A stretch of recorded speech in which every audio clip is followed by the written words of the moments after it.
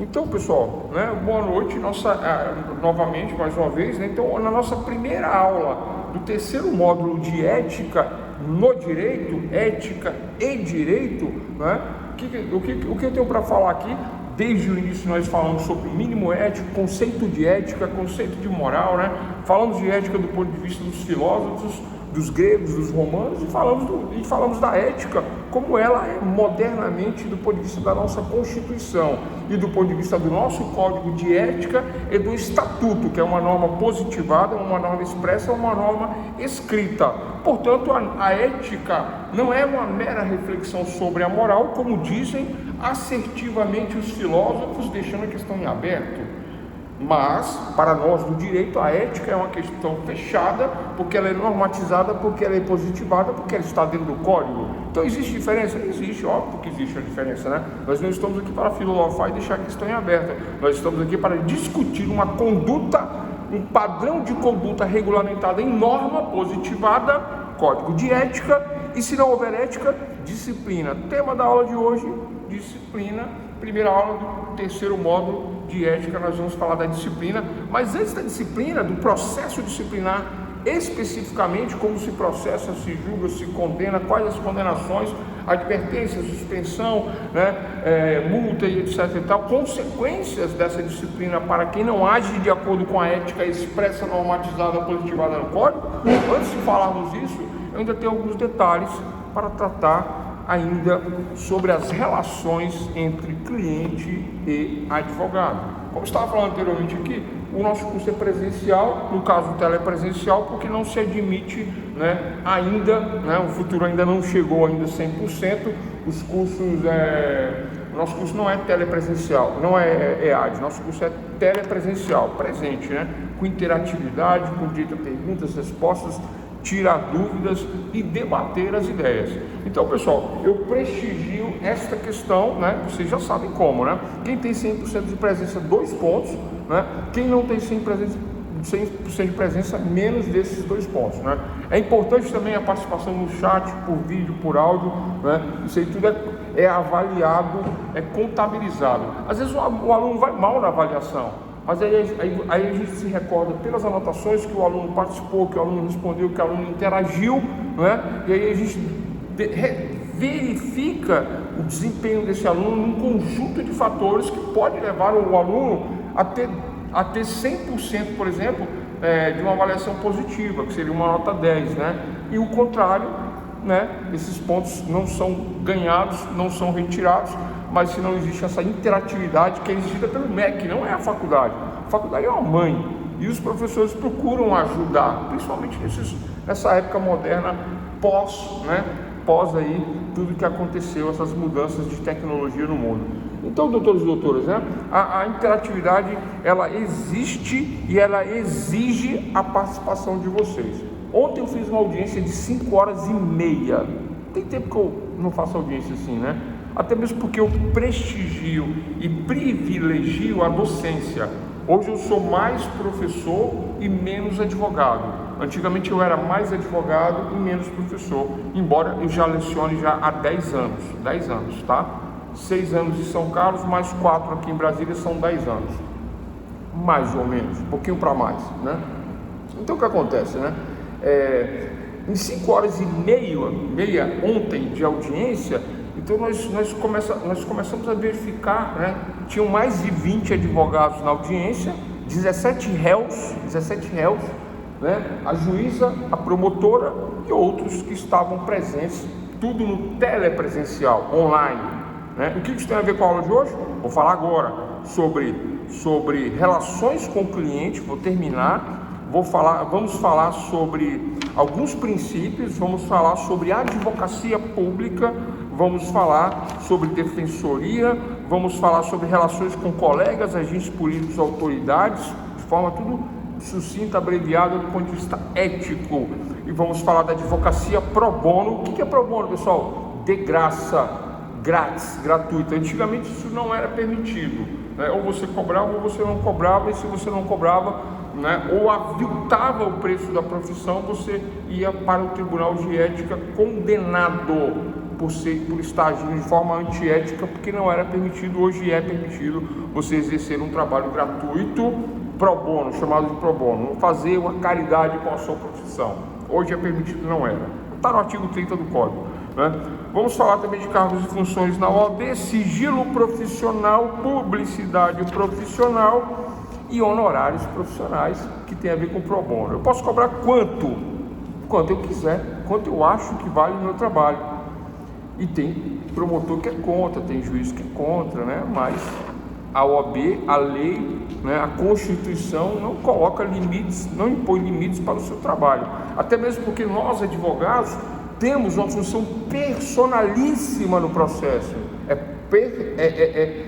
Hiper, super pessoal a atividade do advogado. Se não fosse, eu poderia tabelar, né? Até mesmo porque o tabelamento ou a indexação, ela também é inconstitucional, né? A profissão, mas não existe a tabela da OAB? Existe, e ela é inconstitucional, e eu vou falar disso também. Mas você tá ficando maluco, ó, você vai ser processado, hein? Tabela da OAB inconstitucional? É inconstitucional. Eu já ouvi isso com um cara que trabalha dentro da OAB. Ele debatendo comigo na época do Facebook, né? Que eu não tenho mais o Facebook, já falei para vocês, não tenho Instagram, não tenho rede social, só o Twitter, mas eu estou saindo também, né? Por conta dessas questões éticas de ideologia e de política, né? Mas o cara me falou, ele falou, olha, você pode ver, não, né? A tabela da OAB, ela é meramente sugestiva, né? Você segue se você quiser, um parâmetro. Vamos falar isso mais para frente.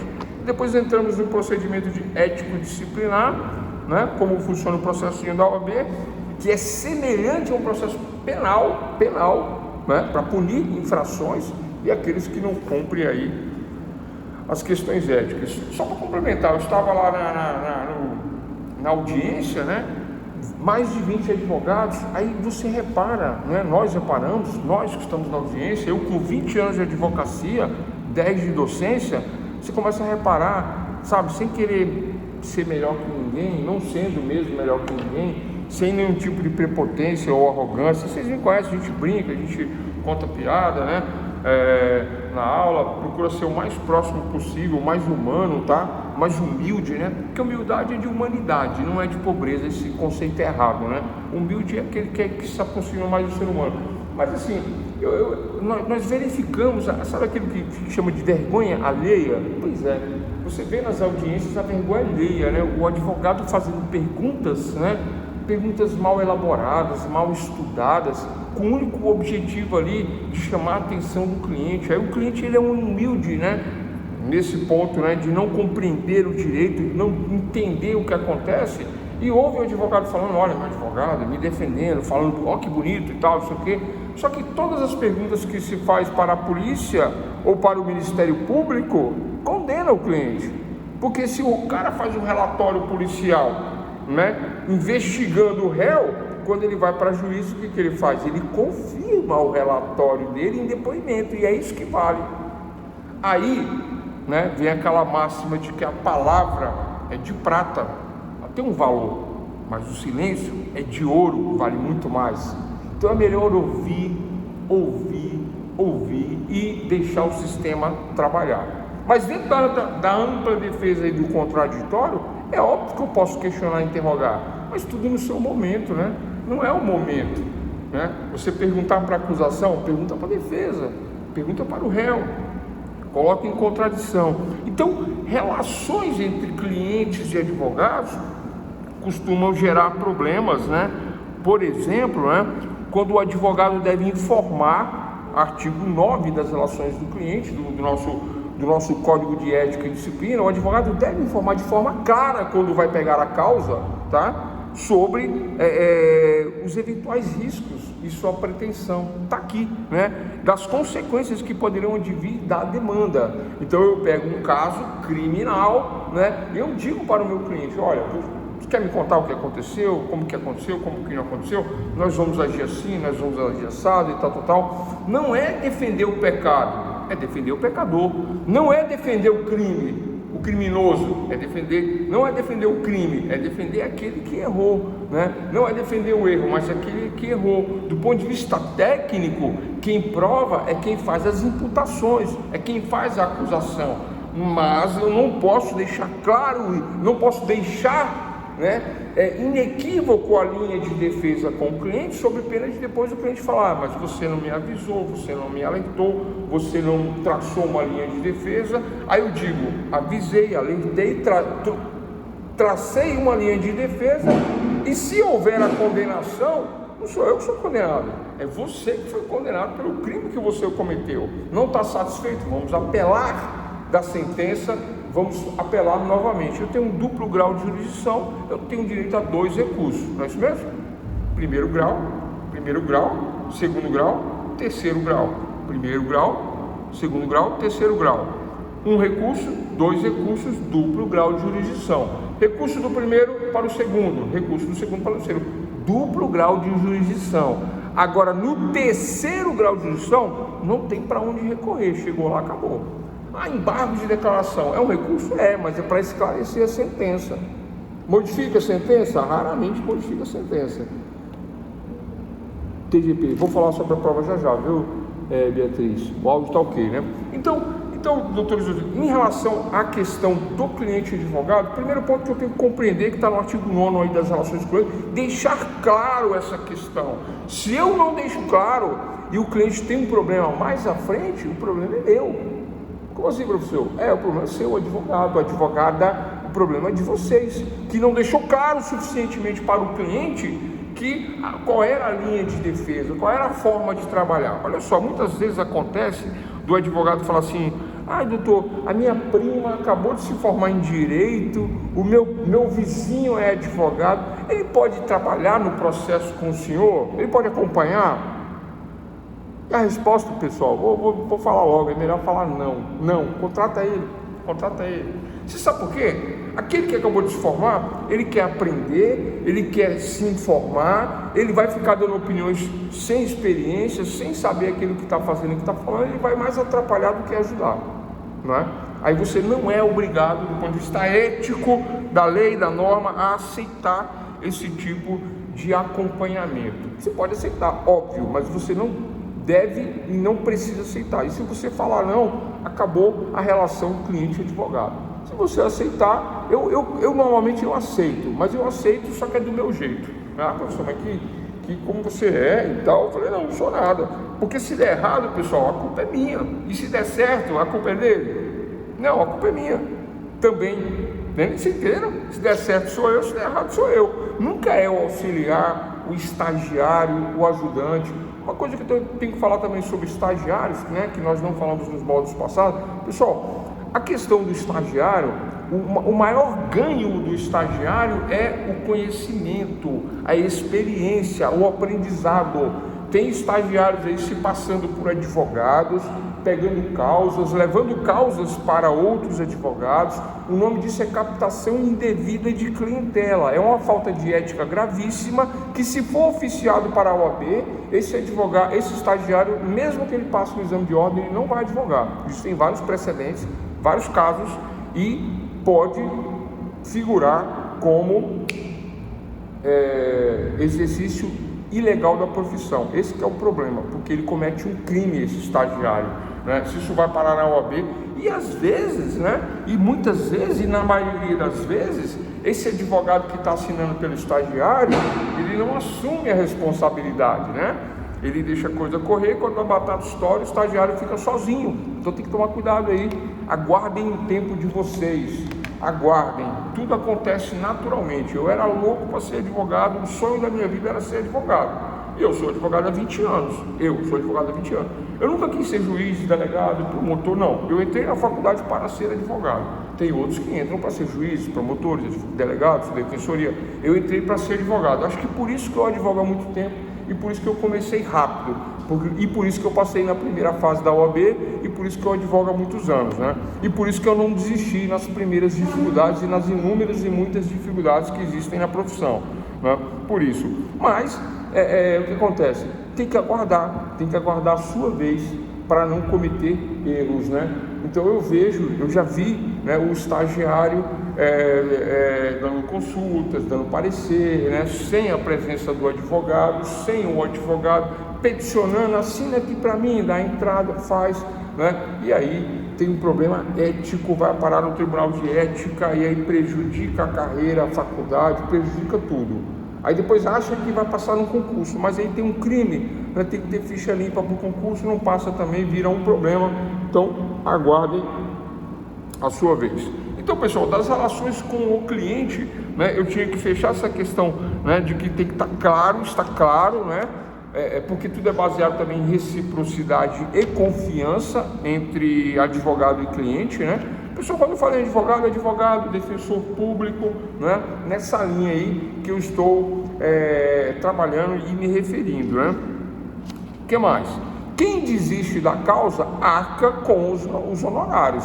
Se eu, advogado, não quero advogar mais e tem um contrato, esse contrato provavelmente prevê uma multa ou eu deixo de receber honorários a partir daquele momento, a partir de então, né? É uma possibilidade. Mas, normalmente, o cliente quer trocar de advogado ou deixa, né, a desejar, dizendo, olha, não quero, não vou te pagar mais, e havia uma prestação continuada, esse cliente vai continuar obrigado aos honorários, porque é ele que desistiu. Sabe aquela história da compra da geladeira? Eu já comentei isso aqui, né? Eu vou nas Casas Bahia, compro uma geladeira em 30 prestações, aí chega a geladeira, não gostei da cor, pago 2 parcelas e devolvo e fico 28 em aberto. Pode? Claro que não. Agora eu vou ter que ficar com a geladeira, se eu jogar fora é problema meu, se eu usar é problema meu, eu vou pagar até o final. Contrato com o advogado é a mesma coisa. Quem fizer o contrato com o advogado, se tirar o advogado, vai ter que pagar o contrato até o final do mesmo jeito, não tem essa.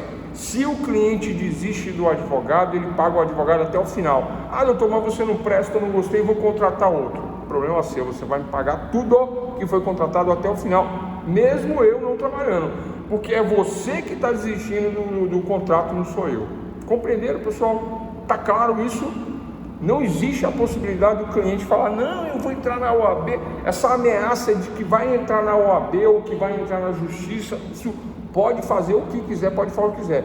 Quem não tem, né, quem segue o estatuto, que segue o código de ética, não tem que ter medo, porque a OAB protege o advogado dos maus advogados que não deveriam estar advogando. Não é? Ao contrário do que muita gente fala, mas a OAB não presta, a OAB só serve para punir. A OAB pune os criminosos, pune os maus profissionais, pune aqueles que não sabem o que estão fazendo, que não deveriam estar advogando, não é? Eu peguei um caso há muitos anos atrás de um estelionatário, tá, que enganava todos os clientes. Peguei o caso dele e ele me contou a seguinte história. Não, porque o doutor fulano de tal, fala o nome dele, o presidente da OAB na época, fala. Não falo? Vou falar o nome dele, né? Vou falar, deixa eu ver. Eu vou falar, acho que já até morreu, ele é velho, né? Era, né? Doutor Vanzo, né? Narigudão. A gente pensa num cara, gente boa, inteligente, um sábio. Foi professor na faculdade de Direito. E aí ele falava assim, aquele Vanzo, ele tá me perseguindo, ele é ruim, ele é isso, ele é aquilo, pá. Contou um monte de história, né? Aí eu falei, doutor, valor é X, fazer um contratinho com você, assim, assado, vamos trabalhar na sua defesa, eu vou conversar com o Vanzo, vou fazer e tal, eu conversando, interrogando. Então, o cliente, ele é mentiroso, porque esse estelionatário, ele engana todo mundo, ele vende a mãe, o estelionatário não presta, né? Aí o que acontece? E ele enganou todo mundo, tentou me enganar também, não deu certo, né? Mas eu fui conversar com o Vanzo e houve o processo disciplinar administrativo. E o que acontece? Óbvio, ele foi condenado depois, advertido, suspenso, expulso, né? Por conta dos crimes que ele cometeu. Então, pessoal, a OAB, ela pune os criminosos, ela pune os maus profissionais. Então, então não tem que ter medo do cliente que fala, eu vou levar o caso na OAB. Aconteceu comigo algumas vezes, né? Aí eu falo assim, leva, mas leva por escrito e leva com provas, né? Aí quando chega na OAB, a pessoa me liga, fala, tem uma pessoa aqui assim, reclamando de você assim, assado. Eu falei, recebe, aceita. Aí a pessoa fala assim, não, vem aqui conversar. Aí eu vou lá e converso, né? Aí sabe o que acontece? Aconteceu comigo. Eu tenho uma cliente assim, aqui em Brasília. Ela, doutor, eu te liguei 10 vezes e você não atendeu. Fiquei com raiva, fui lá e reclamei na OAB. Aí eu falei, puxa, mas tu me ligou num domingo 10 vezes e queria que eu atendesse. Não, eu estava descansando, né? Aí na segunda de manhã ela foi na OAB, aí eu tive que ir lá para atender ela. Tomamos um café, uma água, e até hoje ela é minha cliente, fora amizade. Agora eu vou na casa dela, né? Então, pessoal, é isso que eu tinha para falar sobre relações com o cliente. Não é fácil não, lidar com o ser humano não é fácil não, né? Agora vem a coisa mais grave, para fechar essa questão, mais grave, né? Muito grave. Existem advogados dessa linha que eu acabei de falar, de maus profissionais, de maus advogados, né? Que trabalham sem ética, de forma com a má conduta, né? Mau caráter, caráter é conduta, mau caráter é aquele que pratica uma má conduta. Então esses, né? Eles costumam só fazer, sabe o quê? Meter o pau no colega, no coleguinha. Coleguinha advogado não fez o que devia fazer. Coleguinha advogado deveria fazer um habeas corpus para a senhora e não fez. E começa a contar mentira para o cliente. Aí o cliente que não entende, que não sabe, tá, nossa, mas por que ele não fez isso? Por que ele não fez aquilo? Meu filho está preso, coitado do meu filho, sofrendo. Meu filho é um inocente. Ele roubou, mas ele não queria roubar. Entende? Aí o advogado, naquela mãezinha sofrendo, né, fala mal do outro advogado. Aí essa mãezinha fala assim, não, onde que eu assino? Aí assina uma procuração para esse novo advogado. Como é que é o nome disso, pessoal? É a falta disciplinar do artigo 14 das relações com o cliente, onde o outro advogado não deve aceitar a procuração de quem já tem advogado, de quem já tem procuração assinada para outro advogado nos autos. Então, pessoal, ponto número 1 da aula de hoje: trabalhar com clareza com o cliente, deixar tudo muito bem claro como vai ser feito o trabalho do começo até o final. Pode haver mudanças? Pode, mas dentro daquilo que você estuda inicialmente, ouvindo os fatos, você deixa claramente a situação e procura reduzir isso a termo e procura vistar isso, procura colher o máximo de informações. Não vai ter como a pessoa depois contradizer o que foi conversado. Primeiro ponto. Segundo ponto, essas relações se baseiam em confiança. Terceiro, assina-se contrato e mandato. Mandato é a procuração para o advogado, né? E aí, esta é outra questão que eu estou falando aqui. A OAB, vou reclamar de você na OAB. Eu falei, mas vai na OAB, vai na Polícia Federal também, que a polícia agora está prendendo. A Federal, né? Vai na Federal, vai no Alexandre de Moraes, reclama. Mas reclama com provas e com certeza daquilo que você está fazendo, né? Porque só reclamar não adianta. E aí eu já pergunto qual é o problema, e a gente resolve o problema. Então, pessoal, olha só. Então, o outro ponto é isso aí. O advogado não deve aceitar a procuração de quem tem advogado. Vocês não devem aceitar a procuração de quem tem advogado. Se tem advogado nos autos, eu não posso. Se tem advogado nos autos, eu não posso nem dar parecer. professor, mas e se o advogado estiver enganando a cliente, aí eu entro para proteger a cliente? Não pode. Não pode. Você é ético. Se a cliente está passando com um problema com o profissional, aí você orienta ela a fazer o correto, orienta ela a ir realmente na OAB, aí a OAB com o departamento próprio vai chamar o advogado para ver se realmente existe um problema ético. Aí a OAB resolve isso aí. Eu fui chamado várias vezes. Você sabe qual é o problema? Muitas vezes, na maioria das vezes, é o relacionamento entre cliente e advogado paternalista, protecionista, afetivo, né? Que muitas vezes o advogado tem, mas é um problema do advogado, entende? Né? Aí eu posso assumir esse erro aí, às vezes eu tenho isso aí, sabe, de fazer uma amizade fora do normal com o cliente, defendendo, protegendo e etc e tal. Aí o cliente te liga sábado, domingo, feriado, de madrugada. Aí você não atende, o que o cliente faz? Fica com bronca e leva na OAB o problema. Aí chega lá na OAB, eu falo, mas você, fulano, aqui? Ah, doutor, você não me atendeu? Domingo à tarde lá, ó, eu tava brigando com meu marido, o pau quebrou, fomos parar na delegacia. Você, meu advogado, devia ter me atendido, você não me atendeu. Vocês entendem isso, pessoal? Aí quem não deve, não tem. Aí eu vou parar na OAB, por que motivo? Por um motivo desse. Mas isso não está no código de ética. Isso não é motivo para infração disciplinar. É isso que eu queria explicar, isso que eu queria fechar, tá? Tirando as questões realmente técnicas é de antiético. né? É técnicas de conduta má, uma má conduta, um mau caráter de maus profissionais, né? Então eu tenho aquele advogado que trabalha para uma quadrilha, primeiro comando da capital. Eu fui chamado na delegacia e a promotora falou para mim assim: doutor, mas você é advogado do PCC? Eu falei: me respeite, doutora, você não sabe do que você está falando. Ela falou: eu sei sim, por causa das interceptações. Eu falei: então me mostra a interceptação aqui, né? Você sabe por quê? Eu advogo para pessoas, não advogo para um sistema, não faço parte de uma quadrilha. Você já me viu nas tuas interceptações lá nos 3 presidentes lá, conversando com algum deles, recebendo instrução criminosa, que não seja técnica dentro de processos? Ela: não tem isso, é aqui da região, do pessoal que é envolvido. Eu falei: pessoal que é envolvido. Doutora, quem que é envolvido com o crime? O juiz criminal, a promotora, senhora doutora promotora criminalista, advogado criminalista, técnico escrevente criminal, polícia penal. Nós somos, né, da seara criminal. Então nós somos envolvidos com crime? Não, não é? São questões técnicas. Se eu não fizer, a defensoria faz. Se a defensoria não fizer, outro faz, né? Mas você pega todo mundo. Eu dei a sorte no início da minha carreira, quando eu era novo, eu fazia muitos júris e muitas questões de execução penal, né? Fiquei conhecido por um bom trabalho executado, só isso. Já tem muitos anos isso, inclusive eu nem advogo na área penal mais.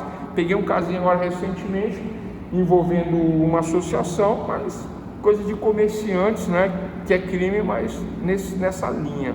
Então, doutores, a questão da OAB, tá, do estatuto do advogado e do código de ética e disciplina tem a ver com conduta, com relacionamentos, relação entre cliente e advogado. Eu estava contando agora da audiência, né, da vergonha alheia, do mau preparo dos profissionais, né, que estavam atuando. E sabe qual é o pior? Advogados velhos, né? Mas idade não quer dizer nada, né? Não quer dizer experiência.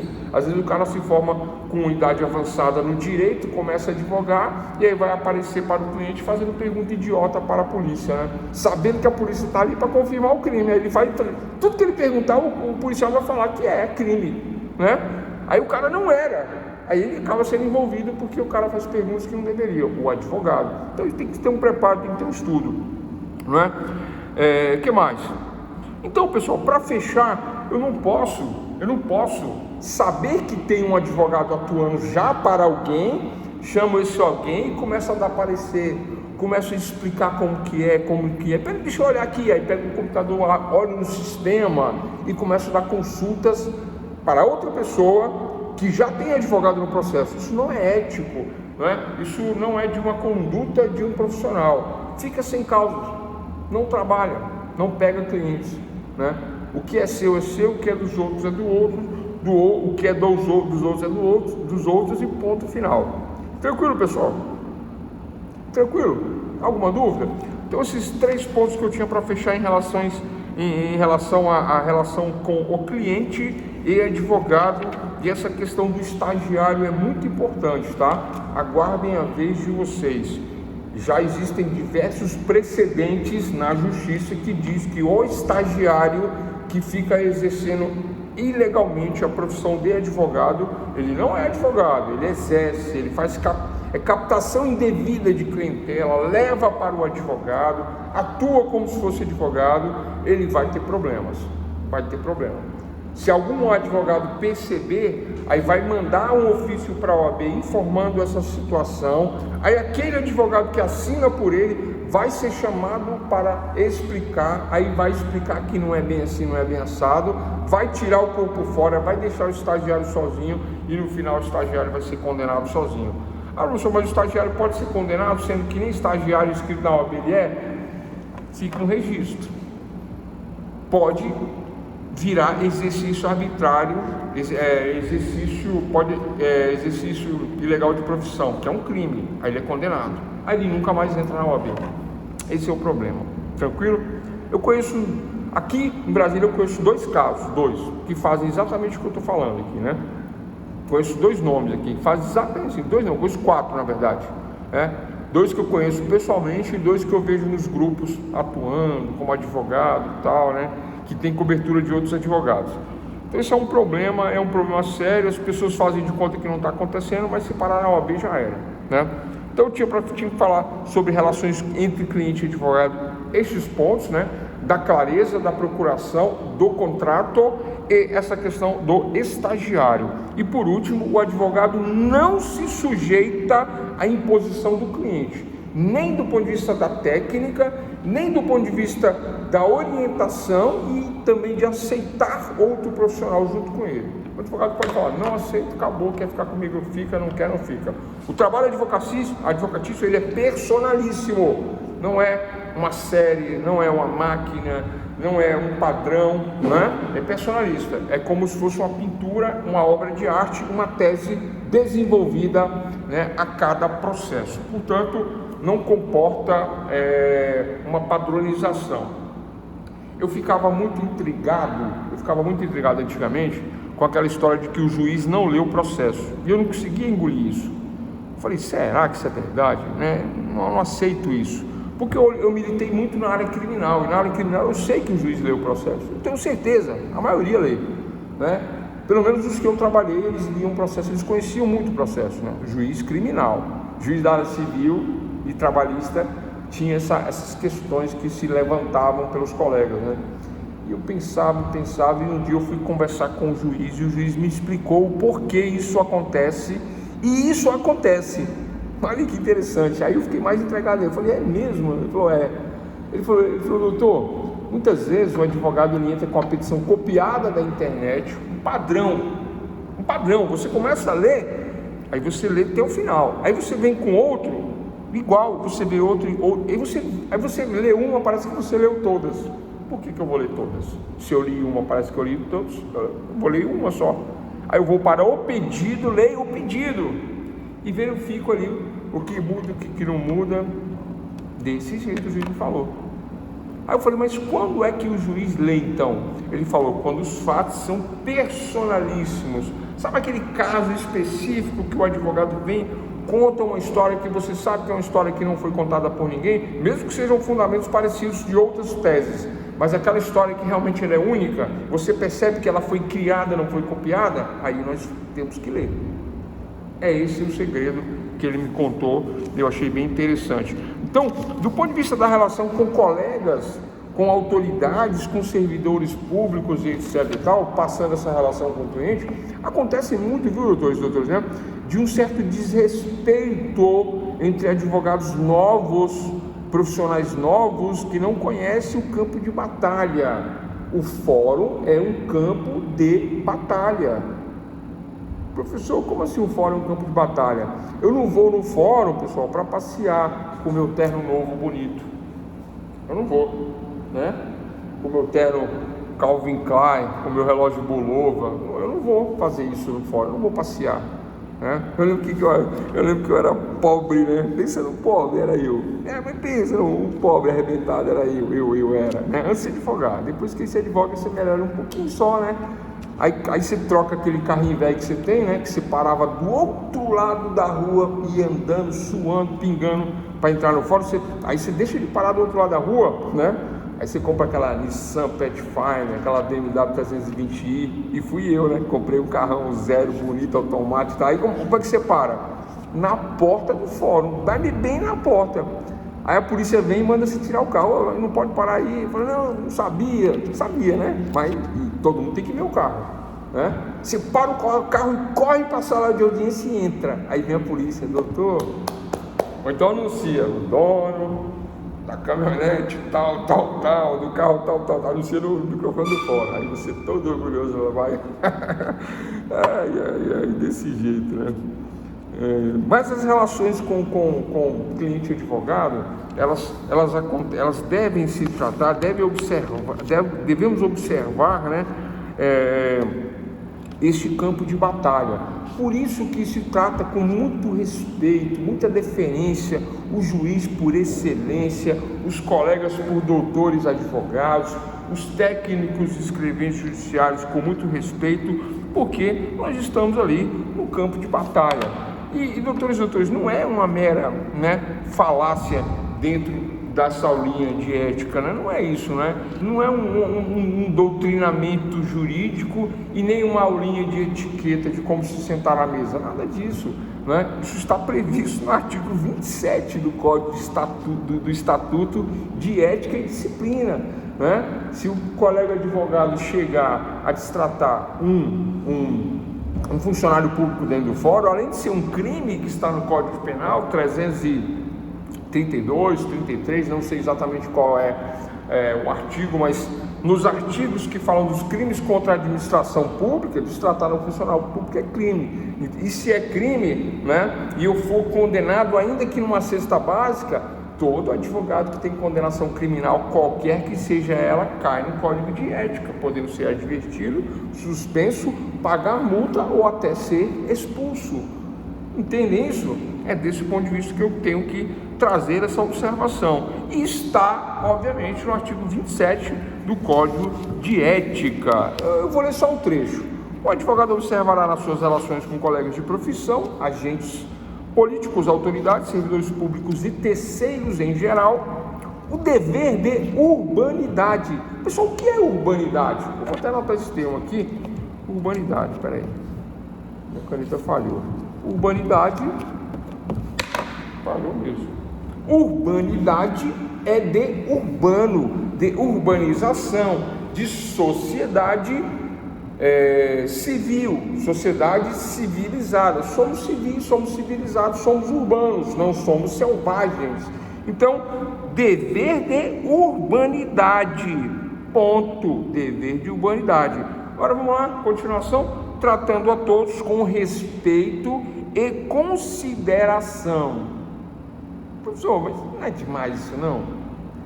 Atenção, doutores, eu vou grifar o resto da frase. Tratando a todos. Tá discriminando aqui? Não, né? Todos é o faxineiro, o cara do elevador, da entrada, da portaria, todos que estão no fórum, com respeito e consideração, ao mesmo tempo em que preservará os seus direitos, né? E prerrogativas. Eu vou tratar bem e vou exigir o mesmo tratamento. Mas tudo bem. Aí tem aquele que não se comporta em audiência, tem aquele que tenta destratar a testemunha. Eu vi isso ontem, na audiência de ontem, né? Um advogado intimidando a testemunha. A testemunha era um policial, e um policial respeitado aqui na cidade, né? Inclusive, diga-se de passagem. E muito educado, e muito pessoalmente eu o conheço. Esse é uma pessoa boa, de princípios, de atitudes, de comportamento, de caráter.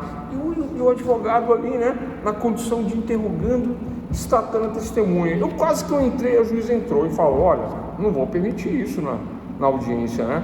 Essa falta de urbanidade, tratando todos com respeito e consideração, ao mesmo tempo que seus direitos e prerrogativas e consideração, ao mesmo tempo em que então, devendo exigir. Então é isso, pessoal. Professor, mas qual a importância disso? A importância disso, doutores, é que vocês vão estar no campo de batalha, hostil. Muitas vezes, e aconteceu no dia que eu estou falando, que foi ontem, que o advogado fez a pergunta para a testemunha. Óbvio, você vai perguntar para a polícia se o teu cliente é inocente. Aí a polícia fala: ele vendia, mas ele comprava, ele sabia do esquema, ele estava associado criminosamente na receptação, que é qualificada, associação criminosa e receptação qualificada. É isso que ele participou. Aí o advogado ficou louco. Ué, mas perguntou, não queria ouvir? Por que não ficou quieto? Aí perguntou, aí foi onde gerou o problema, foi onde gerou a polêmica. Então você tem que estar preparado, né? Para quê? Para não perguntar besteira, porque quem pergunta besteira ouve besteira, e quem não pergunta nada não ouve nada, e a gente tem que fazer essa política, né? De que a palavra é de prata e o silêncio é de ouro, e trabalhar dessa maneira, quem sabe trabalhar. Então o que acontece? Então houve falta de respeito e consideração pelo artigo 27. Se a juíza manda colocar isso no termo e oficial OAB, o que acontece? Disciplina. Aí vamos lá, do ponto de vista penal, é crime, né? Era um policial, né? Poderia ter sido entendido como um desacato a um funcionário público, mas ali ele não estava na condição de policial, ali estava na condição de testemunha. Então não é crime, tudo bem. Vai parar na OAB, é crime? Não é crime. No Código de Ética não existe crime, a figura típica penal, crime. É óbvio que se eu cometer um crime, eu vou para o Tribunal de Ética e aí eu vou ser disciplinado. Mas a disciplina ética não é uma disciplina penal. Anotem aí, a disciplina ética não é uma disciplina penal.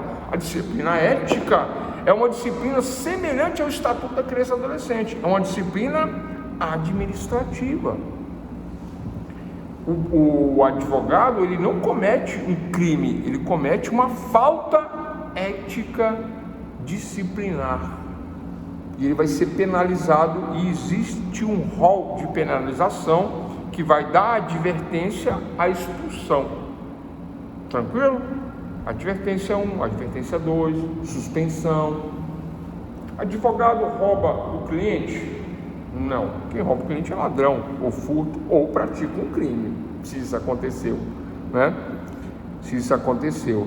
Mas não é o caso que nós estamos tratando aqui. Mas se houver alguma coisa nesse sentido, em que se apropriou indevidamente, né? Até mesmo que a figura típica do roubo penal é aquela, né? A mão armada, faca, etc e tal. Nunca o advogado vai roubar o cliente, né? Aí não seria um advogado, ele seria realmente um ladrão.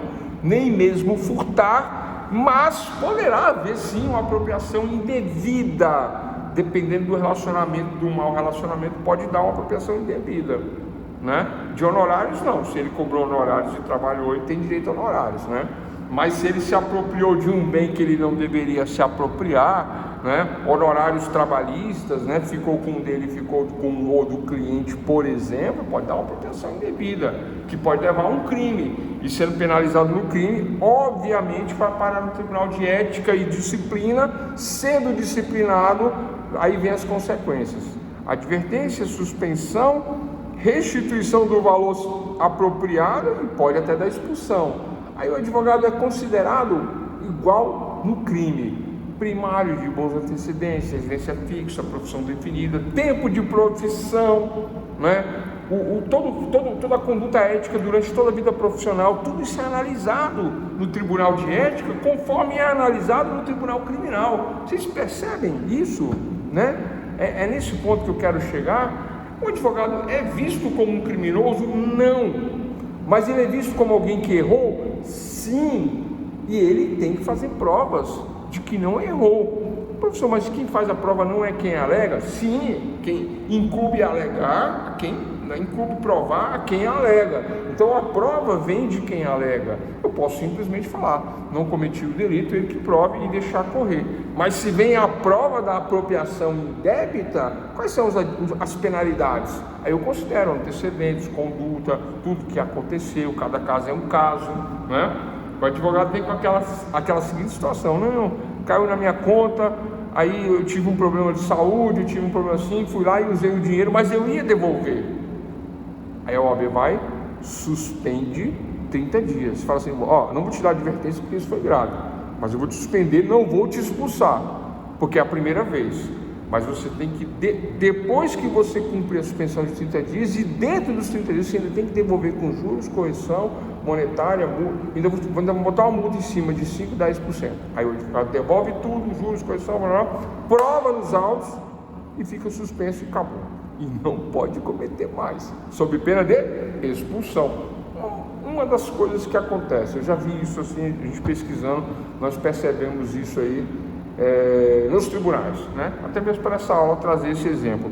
Então é dever, né, de urbanidade tratar a todos com respeito e consideração, né, na atuação profissional, porque é um campo de batalha, doutores, é um campo de batalha, né, extremamente melindroso, né? Quando nós vamos para as varas de família, né, sucessão, existem conflitos emocionais entre herdeiros, por exemplo.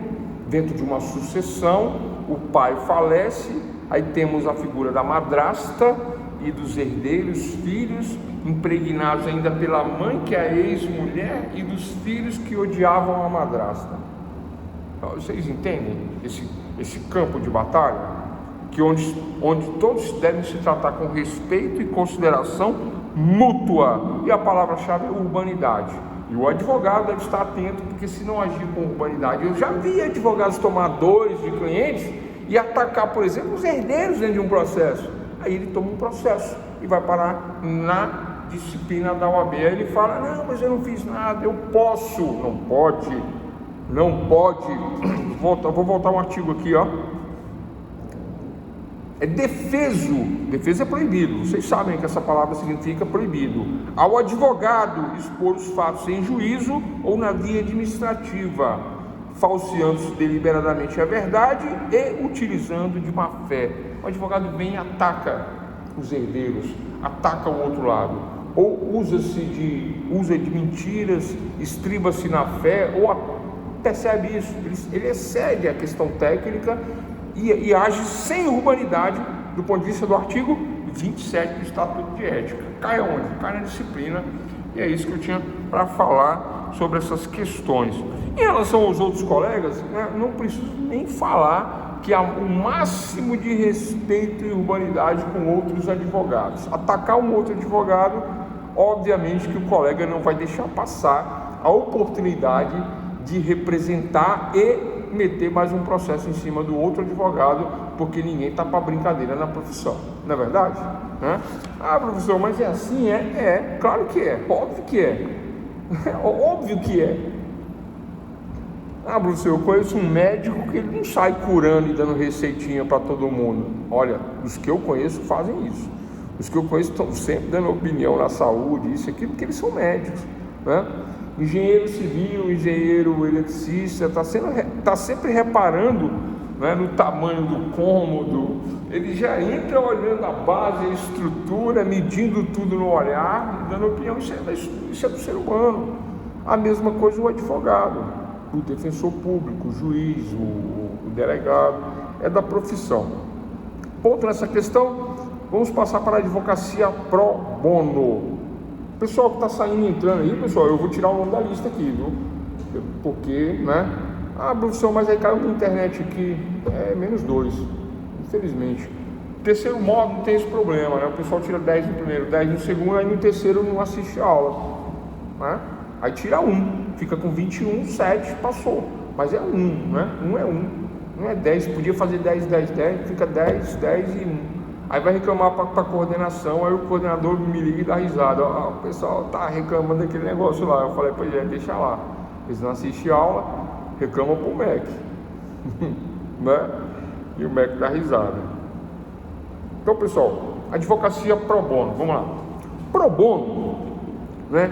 Antigamente não podíamos fazer advocacia por preço de banana, não podia isso. Por que não podia? Porque quando o meu coleguinha cobra 20 mil, 30 mil para fazer um plenário de júri, que existe um exímio preparo, uma oratória, um estudo do caso, uma dedicação fora do normal, do tradicional, um plenário de júri, eu cobro 30 mil, o meu colega faz de graça, ou cobra R$1.000, R$2.000. Isso está no Código de Ética, chama aviltamento. O que é aviltamento? O achincalhamento da profissão. Olha só, eu sou um porta de cadeia, eu sou não posso falar, né? Só 10 horas que eu posso falar palavrão. Posso falar agora, pessoal? Né? Não, né? Só depois das 10, mas não posso agora. Então o que acontece? Então eu não posso xingar o advogado que faz essas besteiras, né? Faz de graça. Faz de graça. Quer fazer de graça? Faz de graça.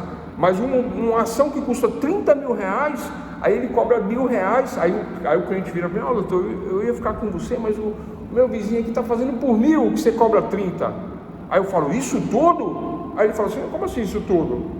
Você cobra 30, ele cobra 1.000 e você está falando isso tudo? Eu falei: pois é, porque o meu trabalho, ele vale 30 mil, o dele nem 1.000 vale, dele não vale nada. Mas quer ir, tudo que é de graça vale o preço que você paga. Vai lá, vale nada. Aí toma na cabeça, quer que eu venha fazer recurso? Não dá, né, pessoal? Então, 20 anos de advocacia, estudo, pós-graduação, mestrado, tal, né? Fora toda a experiência, a gente não está para brincadeira.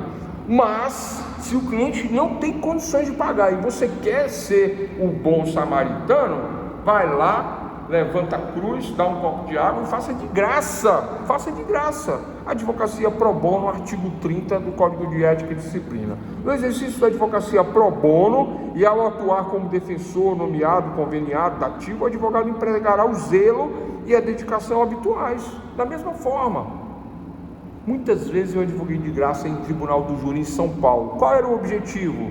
Aprender, mas com muito zelo, com muita dedicação, que é o que está dizendo aqui o artigo 30. Só que isso foi regulamentado, a advocacia pro bono, que não existia em favor de pessoas naturais, que não dispuserem de recursos para tais. Eu não posso fazer advocacia pro bono com um cara que tem condições de pagar. Eu não posso, ele tem condições de pagar, ele vai pagar. E não vou ser eu que vou fazer de graça.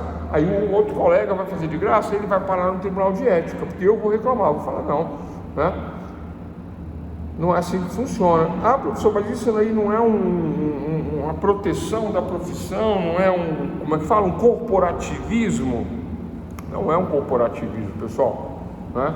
A nossa sociedade capitalista, né? A democracia que não é relativa, esses caras falam aí, essas besteiras que andam falando aí, ou é democracia ou não é. Relativismo é ditadura, é totalitarismo, é contra as regras, é inconstitucional, isso não existe. Democracia é o poder exercido pelo povo através dos nossos representantes. Nós votamos, né, e os nossos representantes vão lá brigar por nossos direitos, fazendo as leis para serem cumpridas pelo executivo e judiciário. O judiciário não faz lei, o judiciário não interpreta modificando a lei. Pode haver uma ampliação ou uma restrição do significado, mas o significado deve ser preservado. Então o que acontece? Na advocacia pro bono, eu faço de graça para aqueles que precisam, né, de forma dativa. Eu posso até, né,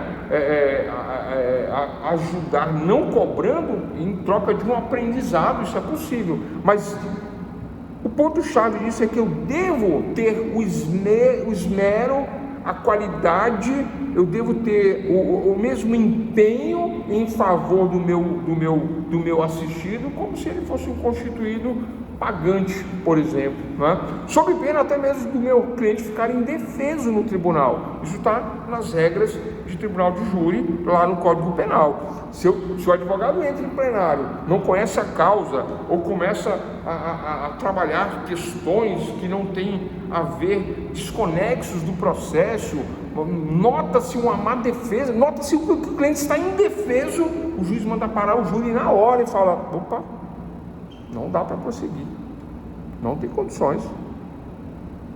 Fica feio o juiz virar para o advogado e falar assim: o senhor já fez júri alguma vez? É a primeira vez? Não, porque o senhor está indo num caminho que, né, seu cliente está indefeso, vou ter que parar. Vocês já viram isso? Vocês nunca viram isso, né? Mas isso existe e está na lei, está na lei. É antiético? Não é antiético. É infração? Não. Gera problema para o advogado? Com o cliente vai ter um problema, né? Claro. Aquele cara que matou um, que está sentado ali na cadeira ouvindo isso, pode querer matar o advogado depois, né? Mas tirando esse problema aí, não, né? Mas, então é isso, doutores, né? Sobre a advocacia pro bono. Quer fazer de graça? Faça de graça. Quer cobrar? Cobre o que é justo. É obrigatório seguir a tabela da OAB? Eu queria entrar nesse detalhe, né? E aí existe essa polêmica, existe a jurisprudência e existe o entendimento constitucional e legal, tá?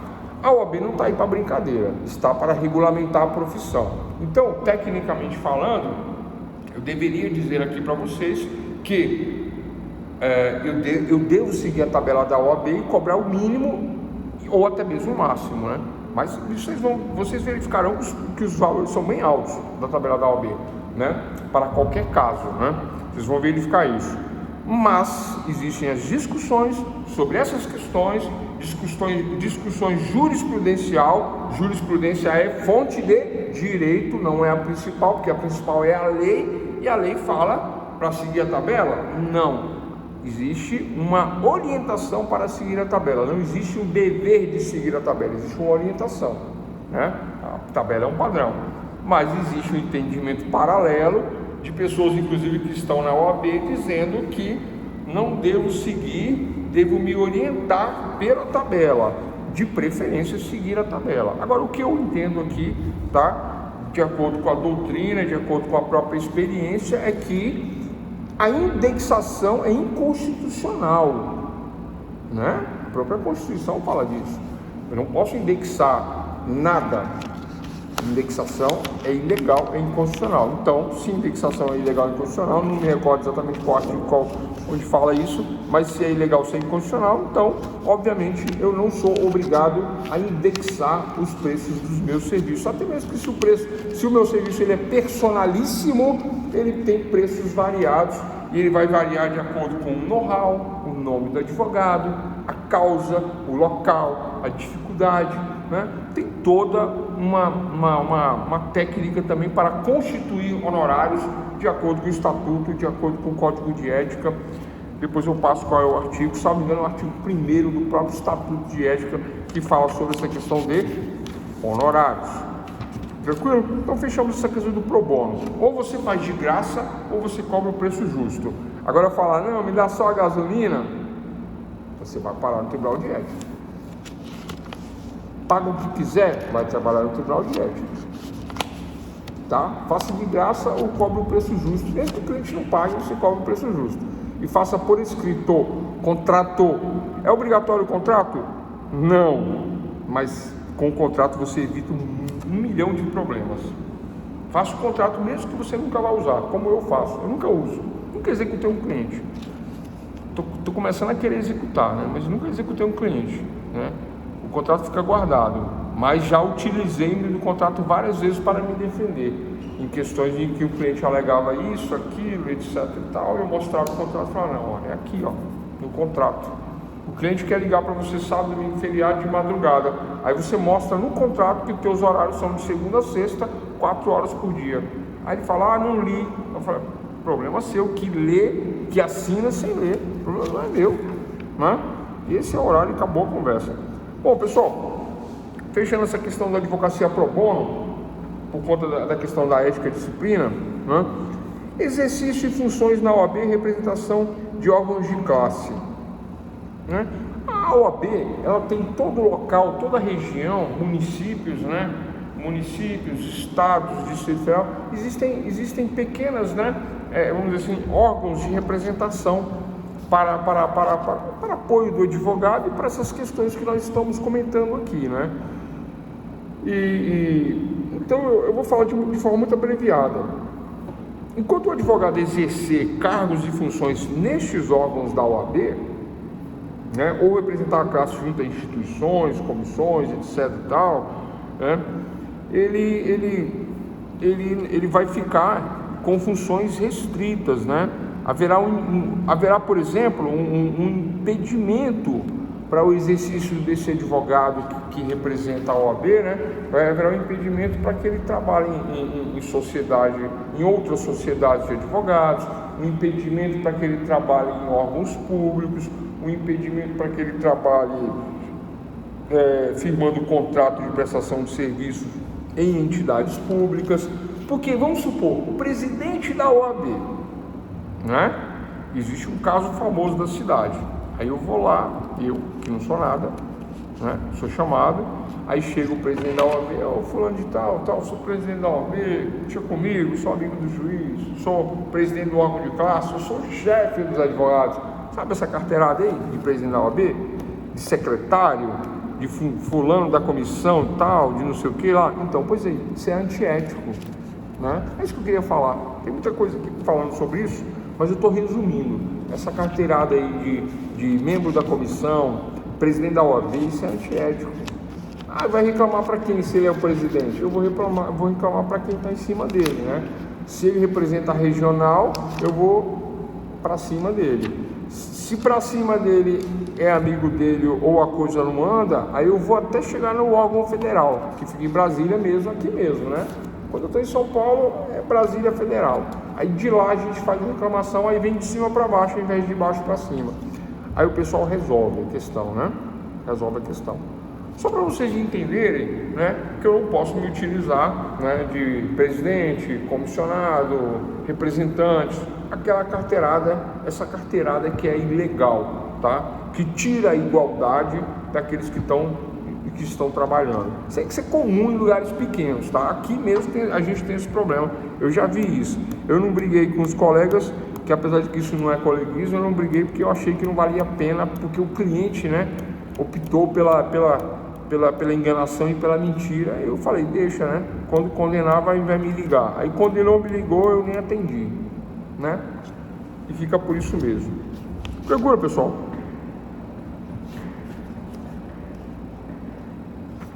Bom, fechamos essa parte aí. Sigilo profissional, importante. Existe um termo, existe uma máxima, né, que diz que a advocacia é um sacerdócio. Alguém já ouviu falar disso? A advocacia é um sacerdócio? Pois é. Por que a advocacia é um sacerdócio? Sacerdotes são os padres, são os pastores, são os religiosos, são os sacerdotes. Os sacerdotes, eles guardam sigilo, segredo. Se eu confesso o meu pecado para o padre, eu confesso para Deus, e fica entre eu e Deus, e acabou. O padre nem quer ver a minha cara, por ele dizer. Tanto é que existe o confessionário que impossibilita, né, dá até traz esse sigilo. Daí o sigilo profissional em relação ao advogado também. O advogado tem o dever, não é facultativo, é dever de guardar sigilo dos fatos que tome conhecimento no exercício da profissão. Aí eu brigo com o cliente, ele não me paga honorários, eu vou e coloco no processo isso, cobrando ele. Eu não posso, eu vou perder os honorários, porque eu não vou poder argumentar dessa maneira. Na hora de sair fora, eu digo que eu estou renunciando por motivos de foro íntimo. Foro é local, lugar, né? Uma questão pessoal. Renunciando por motivos de foro íntimo. Isso é um padrão que eu devo seguir. E aí eu posso atacar ele cobrando honorários baseado no contrato, né? No contrato eu tinha honorários a receber e eu vou receber, independente do motivo. Prestei serviço e tal. Óbvio que se eu renunciar, eu não tenho direito a honorários integrais, eu estou renunciando, né? Mas se ele me tirar do processo, aí eu tenho direito a honorários integrais. Tranquilo, pessoal? Então, o sigilo profissional abrange os fatos que o advogado tenha tido conhecimento e em virtude das funções desempenhadas. Também, aonde? Na Ordem dos Advogados do Brasil. O título que nós falamos anteriormente. Aqui eu estou falando entre o sigilo do advogado e do cliente, mas aqueles que exercem função dentro da OAB também têm sigilo profissional. Não pode falar do outro advogado que cometeu uma infração ética, disciplinar. Não posso falar de um fato que eu fiquei sabendo envolvendo sobre um advogado. Não posso comentar na família, não posso comentar com ninguém, porque se isso vazou e vazou através de mim, só eu tinha conhecimento desses fatos, eu vou ser o quê? Penalizado pelo artigo 35 do Código do Estatuto de Ética da OAB. E ponto final para essa questão. Pessoal, compreendido? Doutores, alguma dúvida? Beatriz, Gabriel, Guilherme, Moisés, Paulo, Tiago, alguma dúvida? Tranquilo? Não, né? Então vamos prosseguir. Olha só, publicidade profissional, né? Eu vi um cartão de um advogado, dizendo assim, ó: se eu te ajudei até aqui, obrigado, me siga, me indique. Se eu não te ajudei, me esqueça, e outras coisas mais, e tinha um palavrão no final. Publicidade pessoal, né? Tá, depois eu volto nisso, né? Eu vou falar onde que esse advogado foi parar. Ele tem vários processos disciplinares, administrativos. Porque quando o cara tem essa conduta, né? Ele tem essa conduta no cartãozinho, entendeu? Né?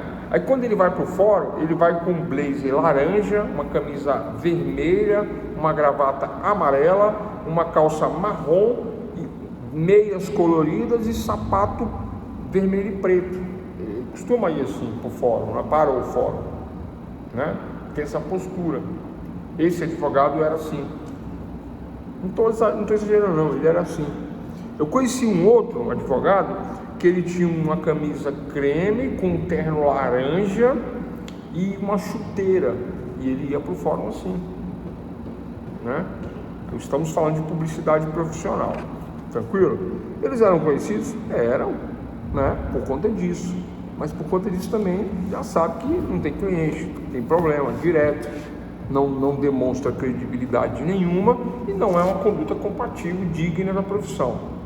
Tem um outro advogado aqui na cidade, que eu trabalho, né? Não vou citar o nome nem nada, nem vou deixar transparecer quem é, mas ele já foi advertido pela maneira também de se comportar, de se conduzir, de se vestir. Ah, professor, mas isso é importante? Óbvio que é, nós já comentamos isso. A profissão ela é tradicional, né? Ela exige neutralidade, ela exige a tradicionalidade e a formalidade da profissão. Se você não quer usar terno e gravata, se você não quer ter um comportamento padrão tradicional, existem outras profissões que permitem você, né, atuar de uma outra maneira, e essa profissão não é o direito, né?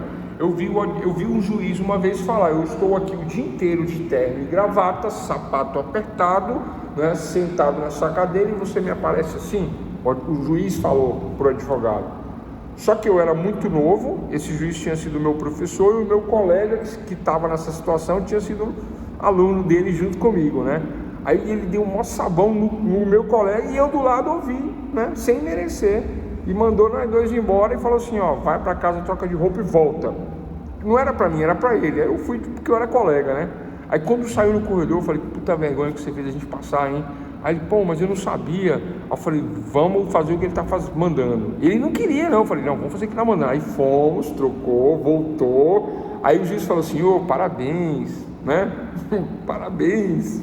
Obrigado por vocês terem ouvido, acatado, me desculpa, eu fiz isso só porque, né, eu conheço vocês, eu não faria isso e tal, mas é da profissão, é da tradição, vocês entendem? Foi tipo uma lição de pai para filho, eu achei até bacana depois, né, na hora eu fiquei com raiva e me senti constrangido, e o colega mais ainda. Mas vocês entendem, é isso, né?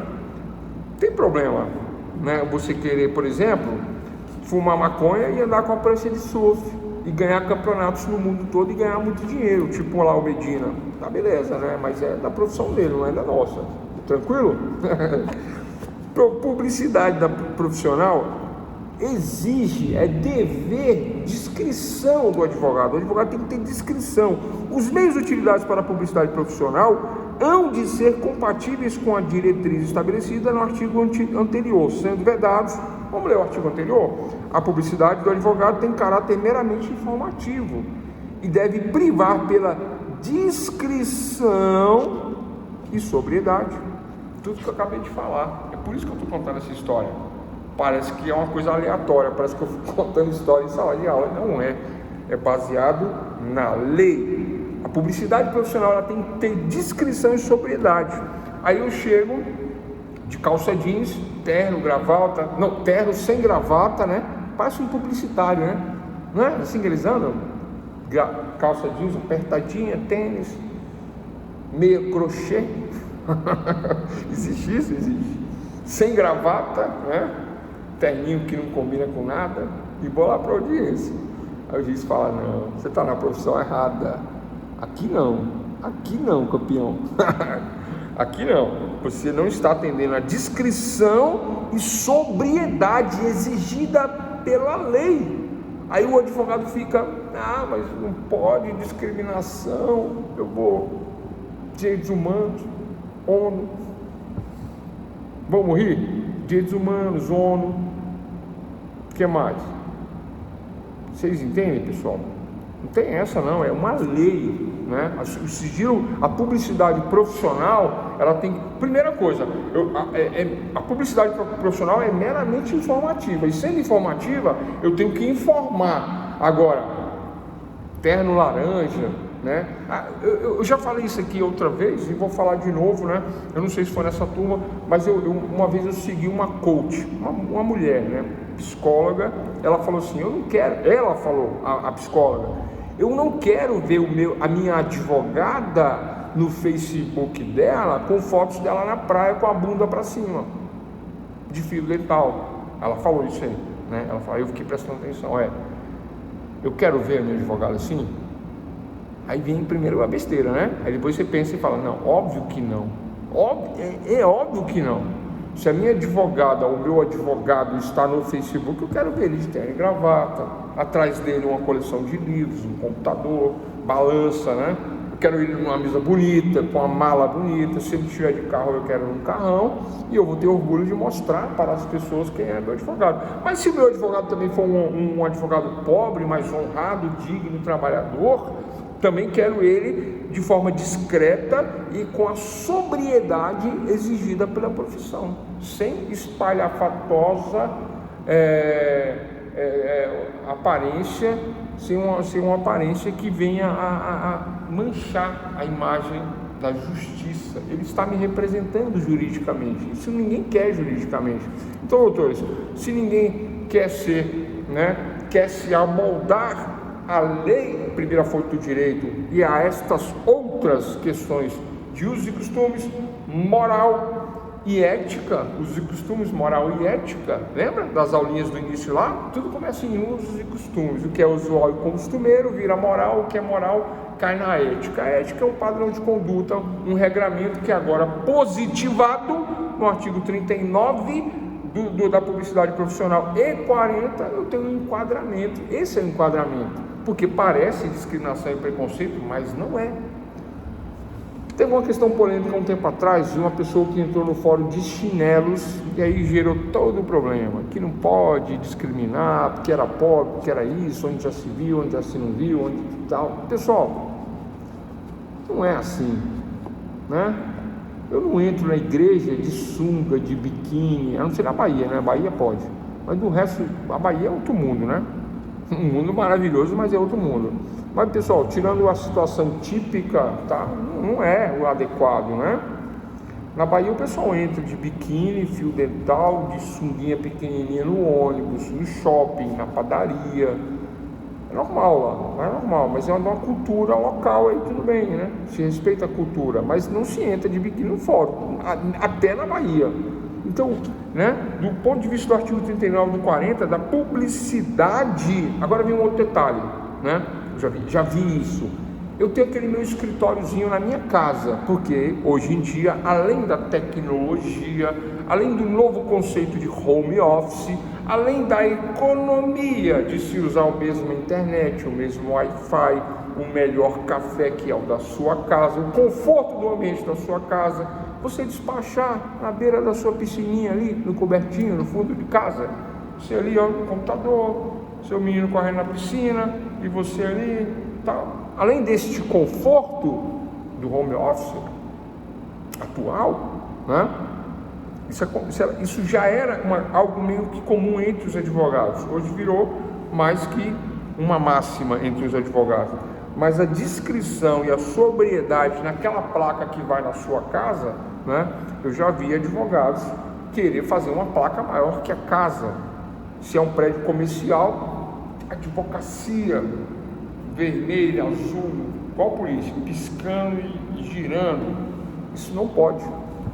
Professor, como assim não pode? Não pode. Por que não pode? Por causa da lei. O que a lei fala? Olha de novo.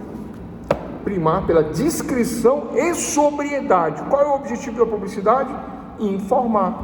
Então agora eu vou ler tudo. O profissional, advogado, tem caráter. A publicidade profissional do advogado tem caráter meramente informativo. Grife é informativo, primeiro ponto, meramente informativo. E deve primar pela discrição e sobriedade. Esses são os 3 pontos: informativo, discrição e sobriedade. Não podendo configurar captação de clientela ou mercantilização da profissão. Agora vamos para os 2 pontos. O que é captação e o que é mercantilização? Pessoal, advogado não é mercado, não é o Carrefour. Eu não posso anunciar na televisão, eu não posso anunciar no rádio, eu não posso fazer propaganda em massa, eu não posso fazer panfletos para jogar na rua sobre o meu serviço.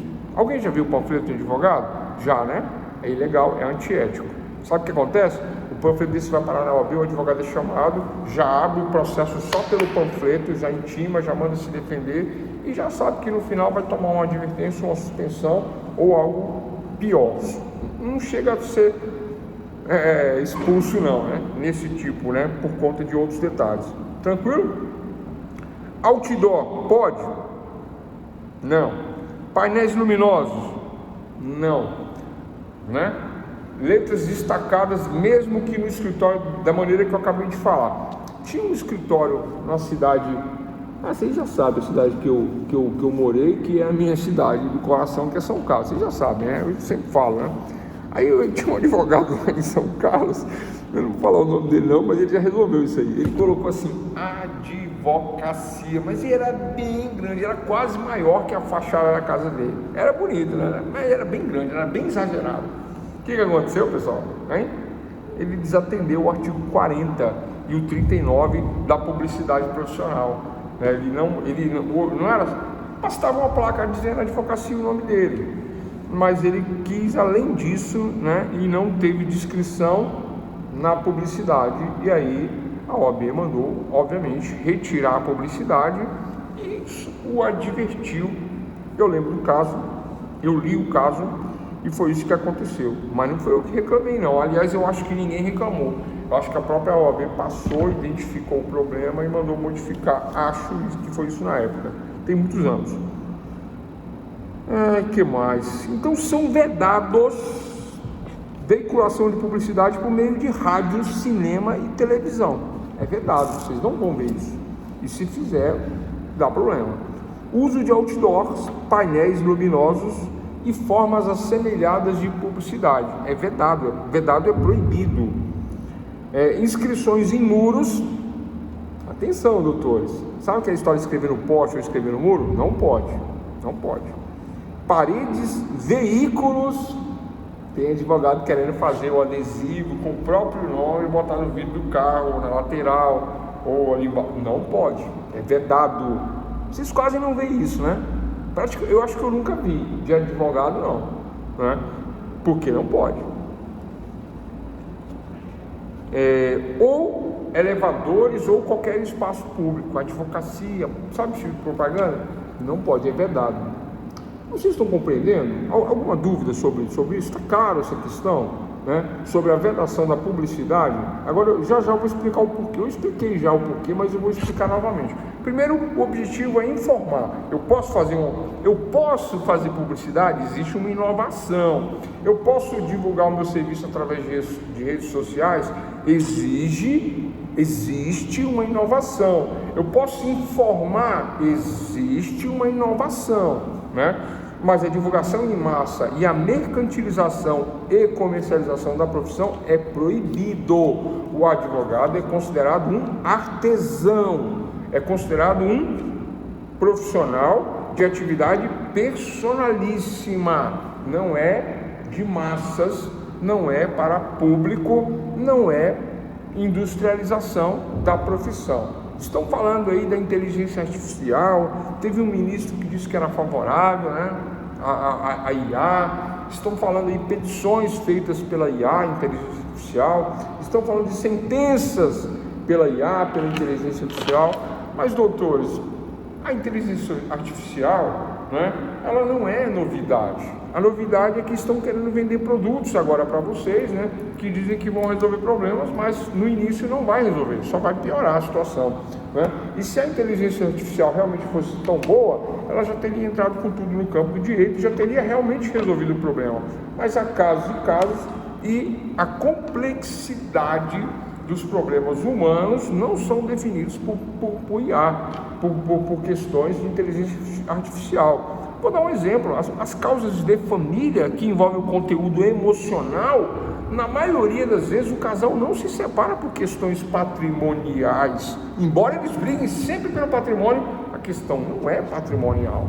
Se casa por amor e se dissolve o casamento, não por desamor somente, mas porque entre o amor e o ódio existe uma linha muito tênue, porque existe falta de respeito, existem atritos emocionais, acumulação psicoemocional dentro do relacionamento, que afetam as partes, que inviabilizam a convivência, e isso não consegue ser detectado pelo IA. Como assim, professor? Vou explicar. Já vi vários casos, inúmeros casos, centenas de casos. Eu tenho 20 anos de advocacia. O casal, na hora que vai divorciar, reata o relacionamento. Isso acontece. A IA prevê isso? Ah, professor, prevê não. Sentimento, não prevê não.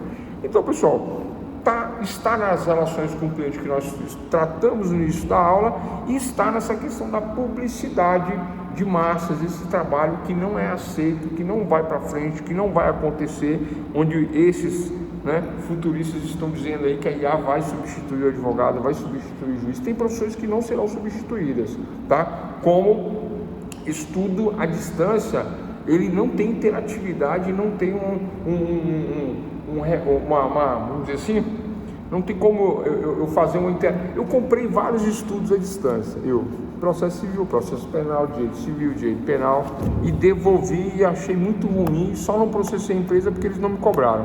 Eles me mandaram um monte de PDF para me ler. Aí eu fiquei pensando, ler PDF, meus livros que eu tenho em casa são melhores que os PDFs que eles mandaram, então eu não comprei. Ficou mudo para mim. Então eu não comprei, Então eu devolvi os PDFs, Porque o estudo telepresencial é insubstituível por conta disso, da interatividade entre professor e aluno, essas questões. Como é que está o áudio aí, pessoal? Tá tranquilo? Voltou, não voltou? Então, olha só. Então, essas questões da publicidade, ela não é permitida por conta de que a profissão ela é tratada como de forma artesanal, Ela é tratada de forma artesanal, ela é tratada de forma personalíssima. Não pode haver algo que ultrapasse a essa questão da personalidade do advogado. O nome do advogado, o número da inscrição dele devem ser claras na informação, informando que ele é advogado.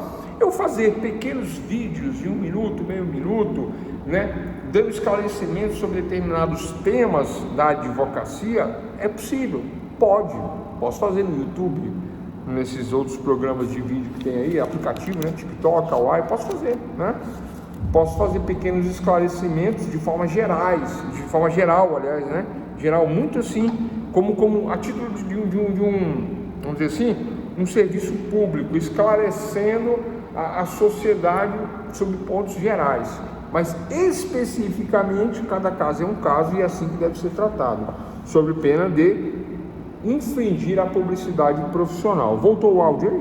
Voltou o áudio? Gabriel, voltou o áudio? Tranquilo? Ficou mudo aí? Quem mais está sem áudio? Então, pessoal, Então, essas questões são proibidas.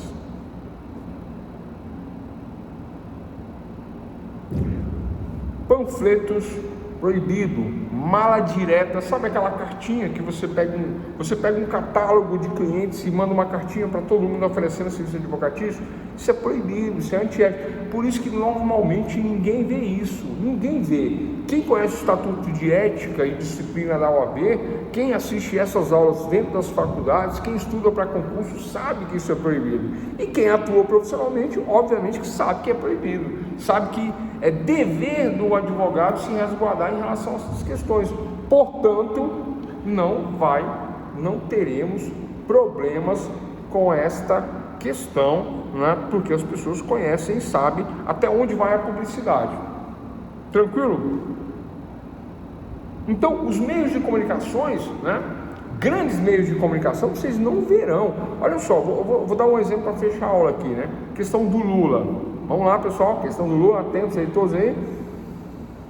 Quando o presidente Lula saiu, foi libertado aí da prisão dele, ele estava condenado, e saiu um mandado de prisão pela condenação dele em 2º grau, que em 3º grau foi considerado inconstitucional, porque realmente é inconstitucional, a condenação antecipada em 2º grau decorrente de segundo, se não havia motivos para preventiva, saiu uma condenação em 2º grau, ele já vinha respondendo em liberdade, ele poderia responder em liberdade até o último recurso, é o que diz a Constituição.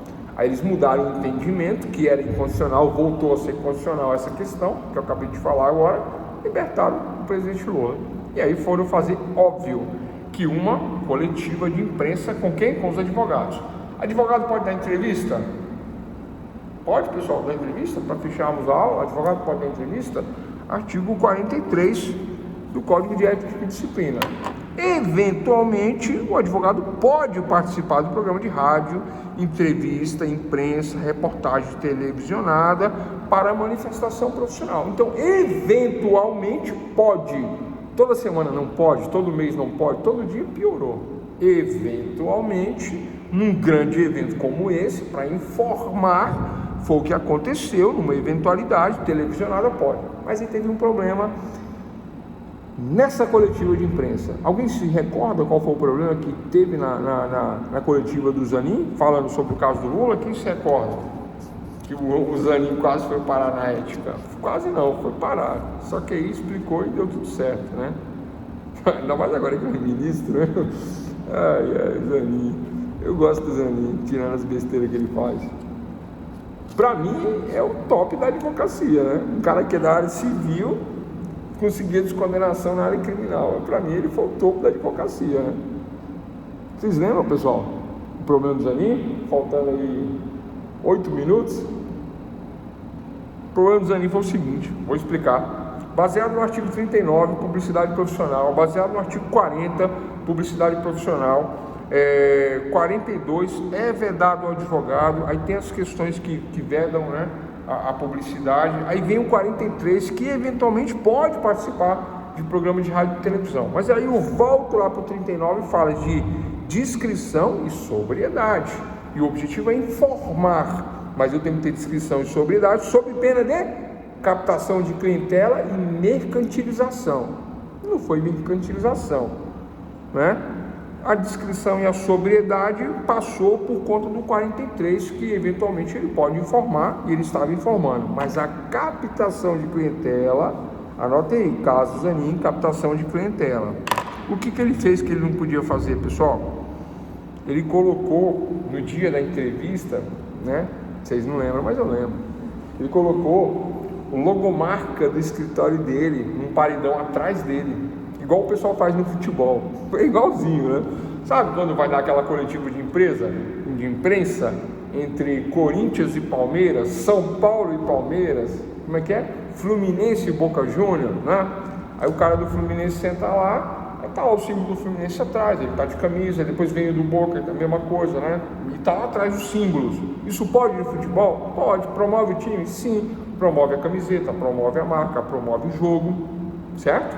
Capta clientes para o jogo, né? Agora, e o advogado que bota a logomarca do escritório atrás dele para prestar uma informação para a sociedade em um caso que envolve o presidente, que é super importante. O que acontece? Captação indevida de clientela, artigo 39, e é um meio que não é moderado, né, de divulgação da advocacia, através inclusive do meio de televisão. Os meios utilizados para a publicidade profissional hão de ser compatíveis com a diretriz estabelecida no artigo anterior, sendo vedados a veiculação da publicidade por meio de rádio, cinema e televisão, uso de outdoors, painéis luminosos ou formas assemelhadas de publicidade. O que estava atrás do Zanin era um painel, né, de lona com a logomarca, por sinal muito bonito, né, preto, com brasões, etc e tal, do jeito que a gente da advocacia gosta, né, mas é proibido, tá aqui, ó, na ética. Eu me lembro que eu era muito jovem, a gente queria fazer para o nosso escritório brasões para colocar no terno, isso e aquilo, chegamos a encomendar, chegamos a fazer orçamento, mas aí andando pelo fórum, conversando com os mais velhos, a gente via que ninguém tinha. Eu falei, mas nós vamos ter, né? E aí começa o estudo, e o estudo estava claro que não podia. Vamos tirar uma dúvida na própria OAB? A OAB falou, não mexa com isso, não faça isso. Adesivo, nada, cartão discreto, nada de cartão parecido com um cartão de bar, de boate, de discoteca, não. O cartão de advogado é preto, branco, duas cores, discreto. Os símbolos utilizados, né? Balança, espada, estátua da liberdade, deusa da justiça, entendem? Né? Nessa linha. Posso colocar símbolos dourados? Pode, mas com descrição, né? Padronizado. Pessoal, aí vocês estão achando que é brincadeira. Dependendo do cartão, vai parar na OAB. Aí manda cancelar tudo e dar uma advertência para o advogado, já que não é algo tão, né, Mas aí seu cartão começa a aparecer, vai aparecer em tudo quanto é lugar, cria um problema, aí você pode tomar até uma suspensão. Tranquilo? Então são as regras da publicidade profissional para ética e advocacia. Honorários profissionais vou deixar para amanhã, e processo disciplinar vou deixar para amanhã, e ponto final para a ética de advocacia. Se tiver alguma dúvida é agora, ou fale agora, ou cale para sempre. Só uma questão para fechar, pessoal, rapidamente. Aqui no artigo, é da aula de amanhã, tá? Mas eu falei isso hoje, então quero falar de novo. O mínimo da tabela de ética, na lei diz que eu devo respeitar o mínimo, na lei diz que eu devo respeitar o mínimo, mas na prática nós vemos que isso não acontece na prática. Mas o que não pode é haver o aviltamento. Não é uma causa de 10 mil, eu cobro 5, ou eu parcelo, ou eu cobro 3, ou eu cobro 4, não cobro 10. Mas não chega a ser um aviltamento, né? Mas aí é uma causa de 10 eu fazer por 500, pagar a gasolina, aí não. É melhor fazer de graça, pro bono, porque assim é antiético. E ponto final nessa questão, nós vamos esclarecer melhor isso amanhã, do ponto de vista dos honorários profissionais. Falar bastante sobre honorários amanhã, sobre o contrato, procuração, tranquilo? E fechamos essas questões de relacionamento aí, muito importante na advocacia, e ponto final para essa primeira aula do terceiro e último módulo. Amanhã nós vamos entrar em ética e disciplina, processo administrativo disciplinar e outras questões mais de infrações, e vamos fechar os honorários.